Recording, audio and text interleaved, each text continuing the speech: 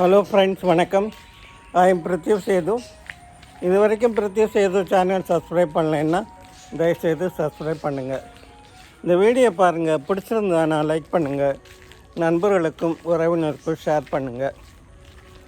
அதாவது ஐயா ஸ்டாலின் இப்போ என்ன சொல்கிறாருன்னா, விஜய் குதிரை பேரம் பண்ணியிருக்கிறாரு, மற்ற கட்சிகளிலிருந்து ஆட்களை குதிரை பேரம் பேசி தன் கட்சிக்கு இழுத்து ஆட்சி அமைச்சிருக்கிறாரு அப்படின்னு சொல்லி சொல்கிறாரு.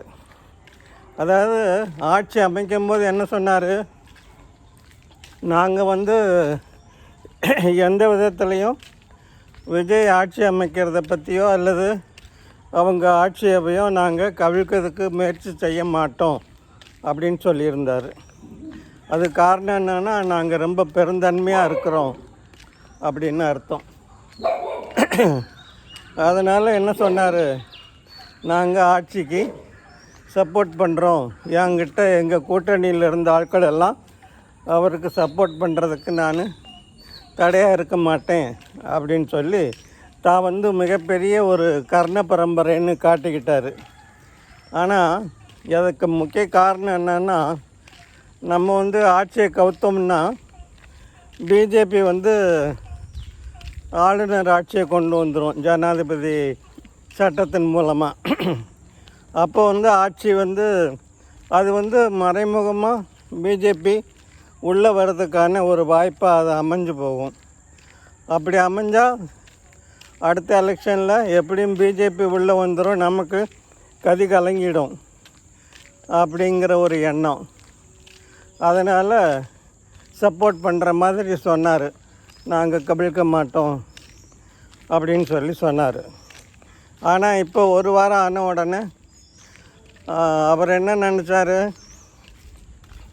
நாம் அதை த்ரெட்டன் பண்ணலாம், ஏன்னா நம்ம கட்சியிலேருந்து ஆட்கள் அங்கே போயிட்டு சப்போர்ட் பண்ணுறாங்க, அதனால் அவரை நம்ம கைப்பிடியில் வச்சுக்கலாம் அப்படின்னு சொல்லி அவரோட பிளானு.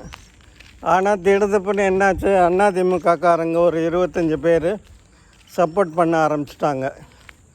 அதனால் வேறு வழி இல்லாமல் இன்னுமே நம்ம ரிட்டர்ன் பண்ண முடியாது அப்படிங்கிறதுனால என்ன பண்ணிட்டார், அப்படியே ஒரு பல்ட்டி அடிச்சிட்டாரு, குதிரை பேரம் நடந்திருக்கு அப்படின்னு சொல்லி. நம்ம இன்னும் 5 வருஷத்துக்கு அவரை த்ரெட்டன் பண்ணி அவரை சரியானபடி ஆட்சி நடத்த முடியாது பண்ணிவிடுவோம் அப்படிங்கிறது தான் அவரோட பிளானு. ஆனால் நடந்தது என்ன, அதுக்கு நேர்மறையாக எல்லோரும் 25 அதிமுக காரங்களும் உள்ளே நுழைஞ்சிட்டாங்க.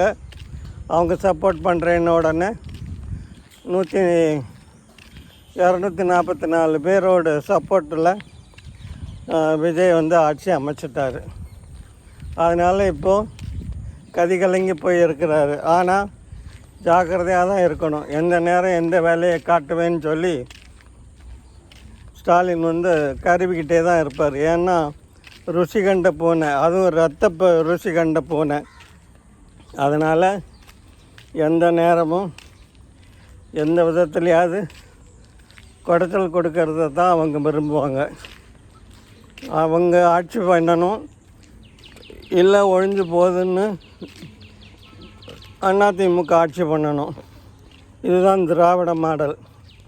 இந்த திராவிட மாடலுக்கு என்னாச்சு, மோசமான ஒரு நிலை வந்துருச்சுன்னு உடனே கதி கலங்கி போயிருக்கிறாரு.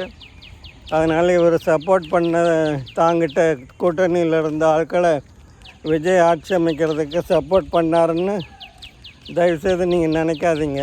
உள்ள அர்த்தத்தோடு தான் சப்போர்ட் பண்ணார். மெஜாரிட்டி மட்டும்தான் கிடைக்கும் நம்ம சப்போர்ட் பண்ணான்னு நினச்சாரு. ஆனால் அதிமுகவும் சப்போர்ட் பண்ணதுனால இப்போ வெளி பிதுங்கி போய் இருக்கிறாரு. என்னைக்கோ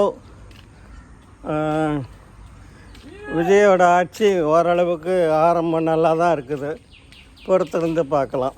நன்றி, வணக்கம்.